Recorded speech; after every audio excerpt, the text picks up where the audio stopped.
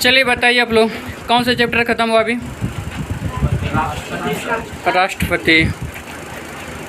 चलिए सबसे पहला क्वेश्चन आप लोगों से कि संसद के अंग कितने होते हैं? कौन कौन सा होता है?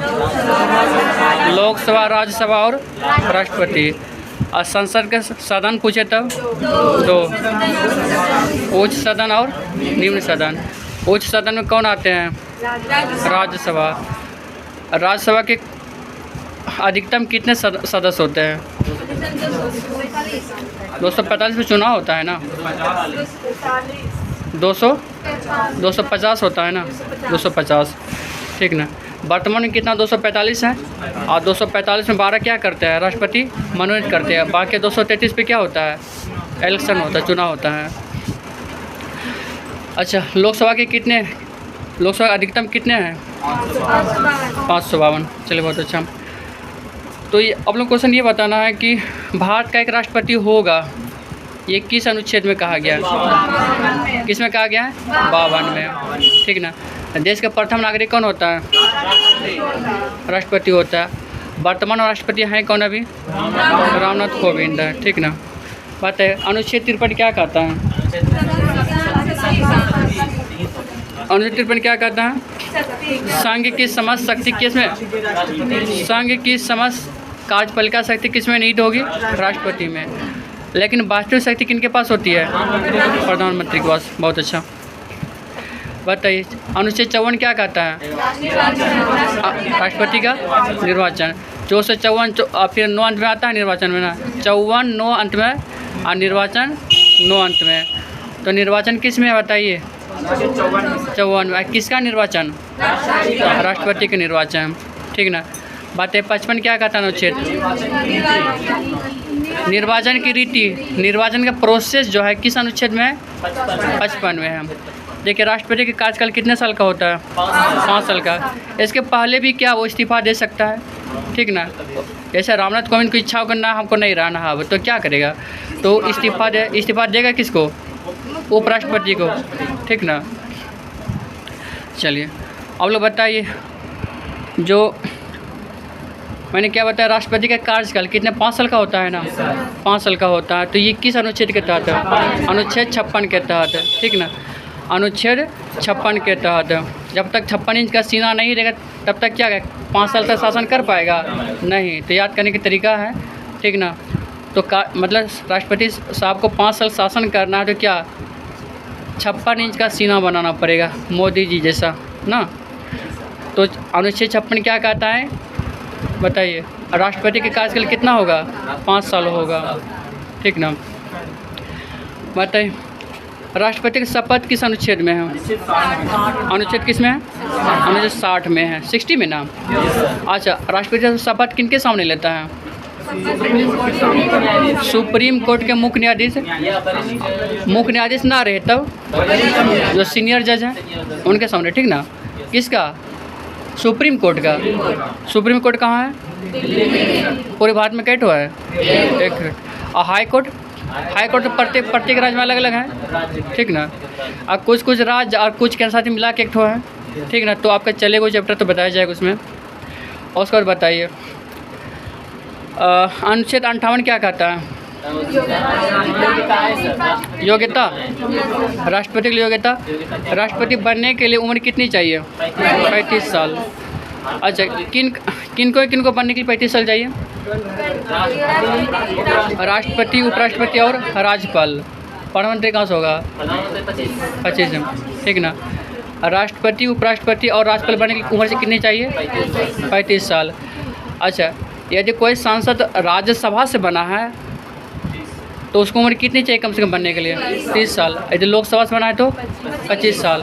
और लोकसभा, यदि कोई प्रधानमंत्री लोकसभा के सदस्य है तो कम से कम बनने के लिए कितनी उम्र चाहिए? और यदि राज्यसभा से आया तो 30 साल होना चाहिए, ठीक ना। तो ओके, क्या पूछ रहे थे आपको? योग्यता, ठीक ना। योग्यता में क्या था? मेन तो यही था ना, दूसरा कि वो भारत का नागरिक होना चाहिए, ठीक ना। हाँ, तो वो सब मेन क्या है कि 35 साल उम्र होना चाहिए, ठीक ना। बताइए वास्तविक शक्ति किनके पास होती है? प्रधानमंत्री के पास। राष्ट्रपति के लिए जो अनुमोदक और प्रस्तावक चाहिए कितना कितना चाहिए? 50-50 चाहिए। 50 क्या चाहिए? प्रस्तावक। 50 क्या चाहिए? अनुमोदक चाहिए। 50 क्या चाहिए? अनुमोदक चाहिए। तो टोटल मिला के कितना हो गया? प्रस्तावक अनुमोदक मिला के कितना हो गया? 100 हो गया। तो उसमें 100 में बताइए जो 50 प्रस्तावक ये जो अनुमोदक होता है वो किसका सदस्य होता है बताइए? ठीक ना। 50-50 जो होना चाहिए सांसद होना चाहिए, या तो लोकसभा के सांसद हो या तो राज्यसभा का, या तो दोनों को मिला के हो। ठीक ना। ऐसा नहीं कि जिसको उठा के लेते जाएगा बोला ये प्रस्तावक अनुमोदक है। ठीक ना। नहीं, जो प्रस्तावक अनुमोदक होना चाहिए कौन होना चाहिए? सांसद होना चाहिए, या तो राज्यसभा का या तो लोकसभा का या तो दोनों मिला के हो। ठीक ना। तो टोटल मिला के कितना हो गया प्रस्तावक अनुमोदक? 100 हो गया। चलिए बहुत अच्छा। उसके बाद जो निर्वाचन और निर्वाचन भाग कौन लेता है? इलेक्शन में कौन भाग लेता है? सभी जनता भाग लेता है क्या? नहीं। इसमें जो वोटिंग करेगा कौन वोटिंग करेगा? वोटिंग जो करेगा संसद के दोनों सदनों के निर्वाचित सदस्य। कहने का मतलब क्या हुआ? लोकसभा के निर्वाचित सदस्य। निर्वाचित मतलब क्या? जिसको हम लोग चुने हैं। ठीक ना। तो देखिए लोकसभा में कितना 245 में 2 क्या एंग्लो इंडियन है ना, तो बाकी 243 बचा। 243 से वोटिंग करेगा ना, क्योंकि 243 क्या हुआ है? निर्वाचित हुआ है, इलेक्शन हुआ है। राज्यसभा में कितना है? राज्यसभा ही बोले ना 243, सॉरी ये 545 में लोकसभा में होता है। 545 में 2 को क्या है? Anglo Indian. तो बाकी बचा कितना? 543 क्या वोटिंग करेगा? किसके चुनाव में? लोकसभा में। पागल हो गए। राष्ट्रपति के चुनाव में, राष्ट्रपति के चुनाव में कौन भाग लेगा? लोकसभा के निर्वाचित सदस्य। तो 545 वर्तमान में अभी है ना, 545 में 2 को एंग्लो इंडियन ही है, तो मनोनीत होता है ना वो तो वोटिंग करेगा क्या? नहीं। तो बाकी कौन कितना करेगा? फिर 243 543 ना। ठीक ना। राज्यसभा में वर्तमान कितने अभी सदस्य हैं? 245 है। कितना है? 245 है। सब भूल के बाहर हो गया। 245 में 12 क्या होता है? राष्ट्रपति द्वारा मनोनीत होता है ना। क्या वोटिंग करेगा वो? नहीं। तो वोटिंग करेगा कौन? 233। ठीक ना। और कौन करता है? विधानसभाओं के निर्वाचित सदस्य। कौन करते हैं? विधानसभाओं के निर्वाचित सदस्य। और साथ साथ और कौन करता है? दिल्ली और पुडुचेरी के निर्वाचित विधानसभा के निर्वाचित सदस्य। ये सब क्या करते हैं? वोटिंग करते हैं। किसको? राष्ट्रपति को। फिर से बोलते हैं वोटिंग कौन कौन करेगा? लोकसभा के निर्वाचित सदस्य, राज्यसभा के निर्वाचित सदस्य, और कौन करेंगे? विधानसभा के निर्वाचित सदस्य। और क्या? दिल्ली और पुडुचेरी के निर्वाचित सदस्य विधानसभा के। उसके बाद बताओ तुम लोग।